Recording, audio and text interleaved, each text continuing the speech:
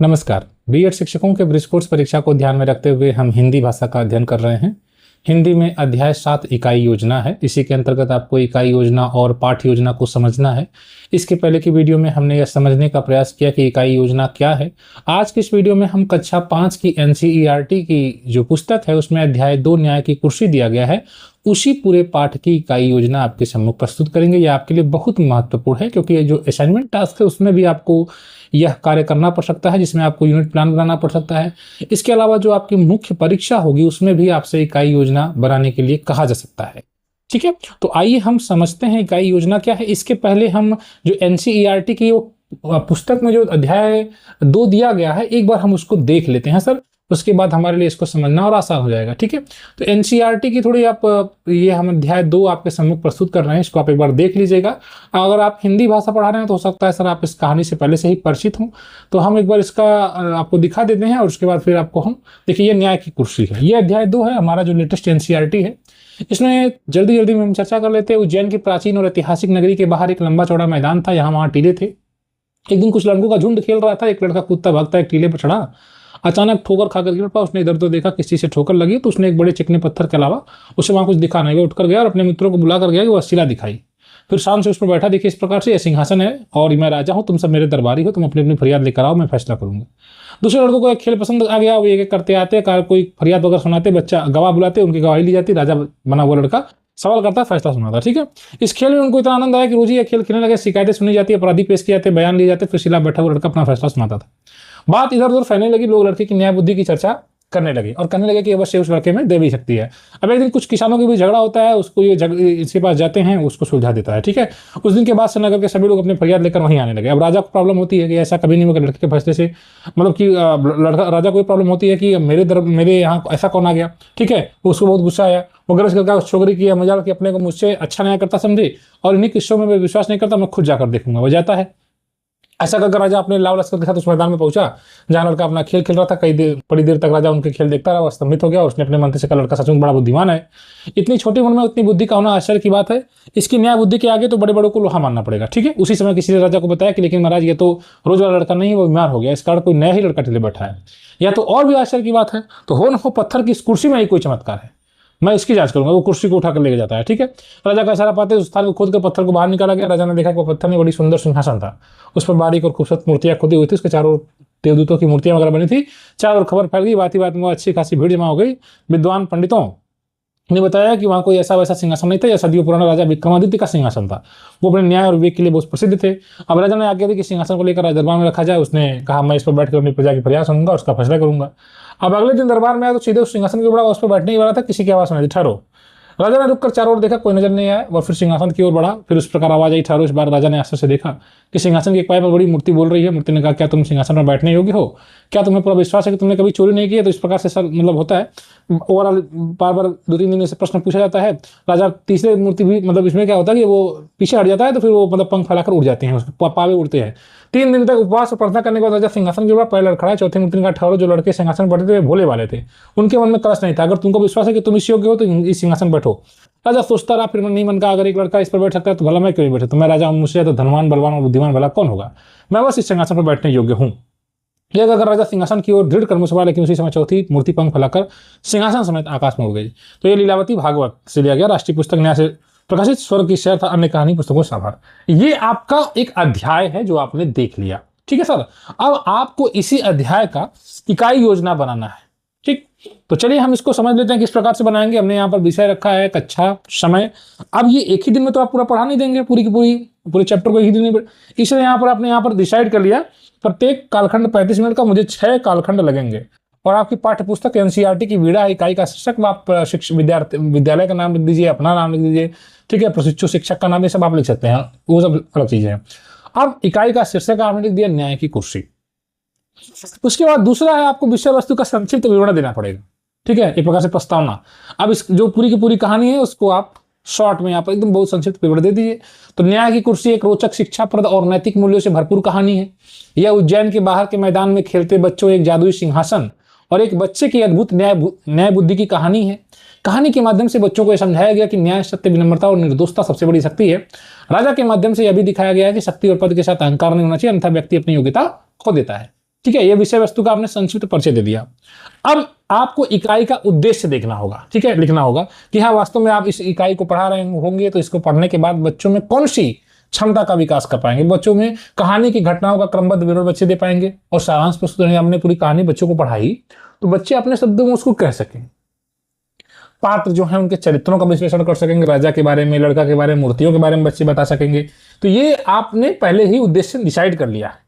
न्याय अन्याय सत्य सत्य और प्रायश्चित के महत्व को समझ सकेंगे। ठीक, कहानी में आए नए शब्दों को विशेषण का सही अर्थ और प्रयोग कर सकेंगे, विराम चिन्हों को समझेंगे, उचित प्रयोग लिखित कार्य में कर सकेंगे। भूमिका निर्माण के माध्यम से नैतिक संतोष को आत्मसात करेंगे। ठीक है, उसमें भूमिका निर्वाह भी हो रहा था, फरियादी पहुंच रहे थे बच्चे आपस में बनकर। रचनात्मक लेखन कर सकेंगे, नया शीर्षक अनुमान मेरा न्याय संबंधी। ठीक है, अब ये तो हो गया, आपने उद्देश्य लिख दिया। अब पूर्व ज्ञान, आपको बच्चा मतलब कक्षा में बच्चों को पढ़ाएंगे तो पढ़ाने से पहले बच्चों का आकलन करेंगे ही, पूर्व ज्ञान का आप जांच करेंगे। तो आप कहेंगे कैसे, क्या आपने कभी राज दरबारी या न्याय करने वाला खेल खेला है? न्याय शब्द से आप क्या समझते हैं? बच्चे उदाहरण दे रहे होंगे। राजा विक्रमादित्य के बारे में आपने क्या सुना है? कोई ऐसी कहानी बताइए जिसमें कोई वस्तु जादू शक्ति रखती हो। झगड़ा होने पर आप किसके पास जाते हैं, क्यों जाते हैं? इस प्रकार से आपने बच्चों का पूर्व ज्ञान जांच यहां पर कर लिया। ध्यान दीजिएगा, ये यूनिट प्लान है। इसके अंतर्गत जब आप जो 6 पीरियड डिसाइड किए हैं ना, ऊपर हमने जो डिसाइड किया यहाँ पर, इसका लेसन प्लान बनेगा अलग अलग। ध्यान दीजिएगा, जैसे आपने यहाँ शुरुआत में लिख दिया है कि आपकी 6 पीरियड लगेगा, 6 कालखंड, तो इसका मतलब 6 आपका लेसन प्लान बनेगा इसको कंप्लीट करने के लिए। अब उसी का विभाजन यहाँ पर आप करेंगे। विषय वस्तु का देखिए विभाजन हो गया। आपका जो एक चैप्टर है उसको आपने अलग अलग 6 पार्ट में देखिए हमने यहाँ पर डिवाइड इसको किया है। जैसे सबसे पहले कहानी का परिचय करा रहे हैं, पृष्ठभूमि हमने उज्जैन है, मैदान है, लड़कों का खेल है, सिंहासन की खोज विषय हो गया। इसके अंतर्गत गतिविधि ये करेंगे, आप बच्चों को चित्र दिखाएंगे, कहानी का परिचय चित्र के माध्यम से करा रहे हैं, मौखिक कहानी परिचय कराएंगे, चर्चा करेंगे, पात्र का परिचय कराएंगे। तो ये पहले दिन का आपका हो गया, ये पहला लेसन प्लान हो जाएगा। दूसरा यह है कि लड़के द्वारा न्याय करना, लोगों का विश्वास बढ़ना, राजा तक पहुंचना, ये कहानी पाठ भाग 1 हो गया। प्रश्नोत्तर समूह चर्चा इसमें कराएंगे गतिविधि। 35 मिनट का है दूसरा लेसन प्लान बनेगा। तीसरा, राजा का आगमन होता है, सिंहासन का रहस्योद्घाटन होता है, पहली 3 मूर्तियों का परीक्षण होता है। ये वाचन करेंगे आप, भूमिका निर्माण, राजा मूर्तियां को लेकर विश्लेषण वगैरह करेंगे, 35 मिनट की हो जाएगी। चौथी जो आपकी पार्ट है इसमें राजा का प्रायश्चित होगा और चौथी मूर्ति का परीक्षण करेंगे, सिंहासन का उड़ जाना है, नैतिक संदेश। इसमें कहानी समापन वाचन होगा, गहन चर्चा होगा, इस कहानी से क्या मिलता है उस पर चर्चा करेंगे, मूल्यों की शिक्षा देंगे। तो 35 मिनट का ये हो गया।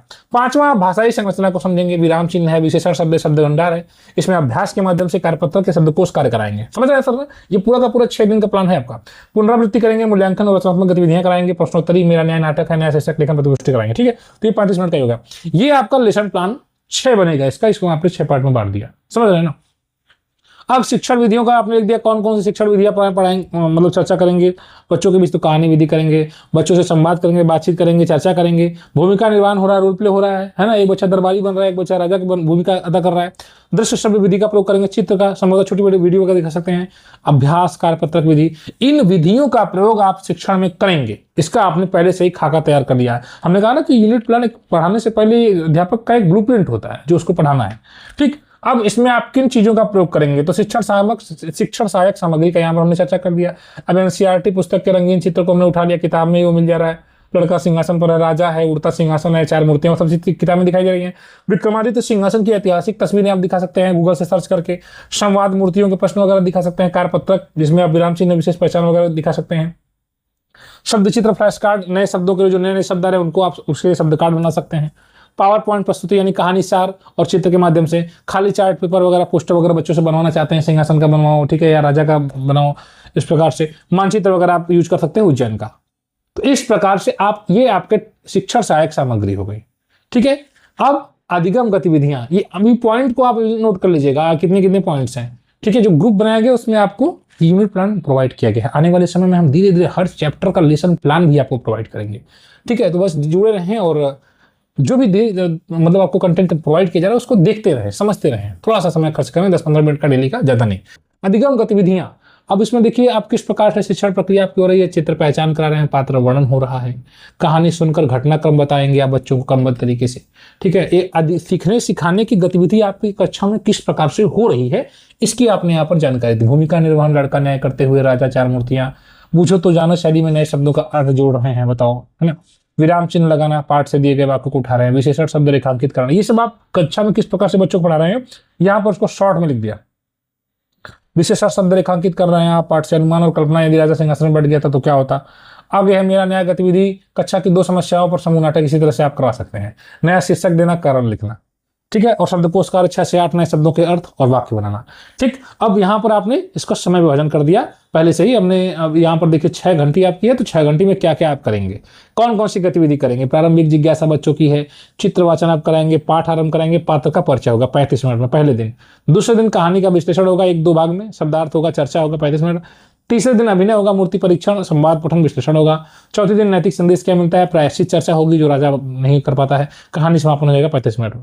उसके बाद 5वें भाषाई अभ्यास कराएंगे बच्चों से, लिखित कार्य लगभग हो रहा है, विराम चिन्ह, विशेषण, लेखन कार्य इत्यादि कराएंगे 35 मिनट का। 6वें दिन मूल्यांकन होगा आपका, प्रश्नोत्तरी MCQ, मेरा न्याय प्रस्तुति 35 मिनट हो जाएगा। ठीक है, इस प्रकार से आपने कुल 210 मिनट इस पर सर्च किया। इसके बाद आप मूल्यांकन करेंगे, स्व मूल्यांकन करना है कि क्या बच्चे कहानी के नैतिक पक्ष को समझ पाए। आप जब कोई भी चैप्टर पढ़ा रहे होते हैं तो पढ़ाने के बाद ये नहीं कहते हैं कि ये बच्चों को समझ में आया कि नहीं समझ में आया, पूछते हैं। तो आप तो ऐसे डायरेक्टली पूछ लेते हैं कि समझ में आया कि नहीं समझ में आया, तो आपने तुरंत मूल्यांकन कर लिया इसी आधार पर। ठीक, लेकिन वास्तव में जब योजना बनाएंगे तो प्लानिंग इस प्रकार की होगी कि हाँ आप किस प्रकार से मूल्यांकन करेंगे, तो क्या बच्चे घटनाओं के क्रम को, कारण कार्य संबंध को स्पष्ट रूप से बता पाए या नहीं। अगर नहीं बता पाए तो आपके जो पढ़ाने का तरीका है उसमें थोड़ा सा सुधार करना है, आपको फिर उस पर ध्यान देना होगा। अगले पीरियड में एक और प्लान आपको बनाना पड़ेगा उसके लिए। भूमिका निर्वहन और मेरा न्याय गतिविधि में कितने बच्चों ने सक्रिय भाग लिया, भाषा के अभ्यास में किस प्रकार की कठिनाइयां आई, क्या बच्चे कहानी को वास्तविक जीवन से जोड़ पाए, अनिर्धारित उद्देश्यों की प्राप्ति कितनी हुई। ठीक है, इस प्रकार से आपने इस पार्ट को कवर कर लिया। ठीक है, तो यहां पर आपने देखा कि जो अध्याय 2 है न्याय की कुर्सी, इसका हमने पूरा का पूरा यूनिट प्लान आपके सम्मुख प्रस्तुत कर दिया। अब अगर हम इसका लेसन प्लान बनाएंगे तो 5 लेसन प्लान बनेगा। ठीक है, सॉरी 6 बनेगा, 6 पीरियड था ना, तो 6 लेसन प्लान इसका बनेगा, 6 अलग अलग बनेगा। तो आगे हम इस पर चर्चा करेंगे, आगे इसी अध्याय में लेसन प्लान है जो कि आगे हम कवर करेंगे। इस वीडियो में इतना ही। ब्रिज कोर्स की बेहतरीन तैयारी के लिए आप इस चैनल को सब्सक्राइब जरूर करें। धन्यवाद।